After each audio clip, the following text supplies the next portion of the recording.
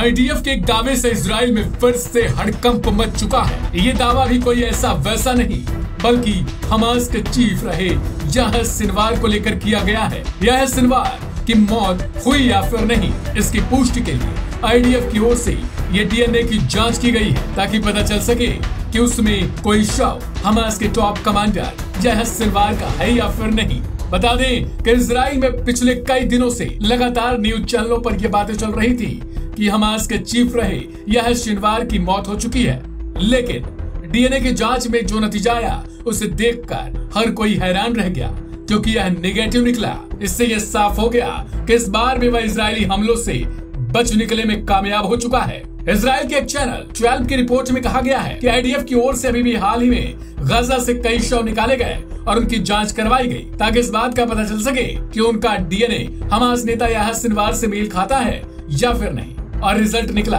तो निराश करने वाला। यानी अब तक जो बातें फैलाई जा रही थी कि सिनवार की हत्या कर दी गई, वो एक कोरा झूठ था। यह अटकलें पूरी तरीके से इस बात पर आधारित हैं कि हमास नेता काफी लंबे समय से नजर ही नहीं आ रहा था। ऐसे में यह मान लिया गया था कि उसकी मौत हो चुकी है, जबकि ऐसा देखा गया है कि युद्ध के दौरान आमतौर पर वह बयान जारी करता रहता है। अब जब ऐसे ही डीएनए रिपोर्ट आ गई तो वैसे ही ये साफ हो गया कि गाजा से निकलते ही जो शव थे उनमें से कोई भी शव याह्या सिनवार का नहीं। तो ऐसे में इजरायली सेना को एक बार फिर से हमास चीफ को निपटाने के लिए नई रणनीति तैयार करनी होगी, क्योंकि इजराइल के लिए असल खतरा तो याह्या सिनवार को ही मानते हैं। इस बीच लेबनान से भी इजराइल दूसरे मोर्चों पर लड़ाई लड़ रहा है। सोमवार को हिजबुल्लाह ने इजराइल पर 200 से ज्यादा मिसाइलें दागकर दबाव बनाने की भरपूर कोशिश की थी, लेकिन यह कहा जा रहा था कि इजराइल के डोम सिस्टम ने इन्हें तबाह कर दिया।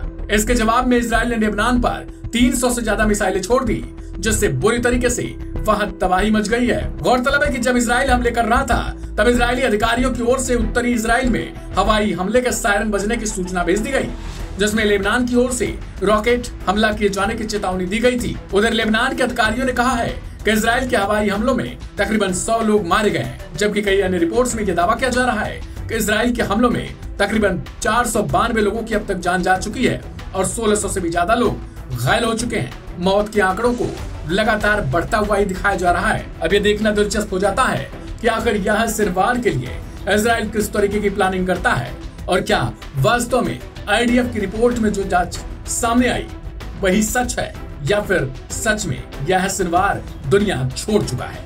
फिलहाल इस खबर में इतना ही। बाकी की तमाम अपडेट्स के लिए सब्सक्राइब करें लाइव हिंदुस्तान।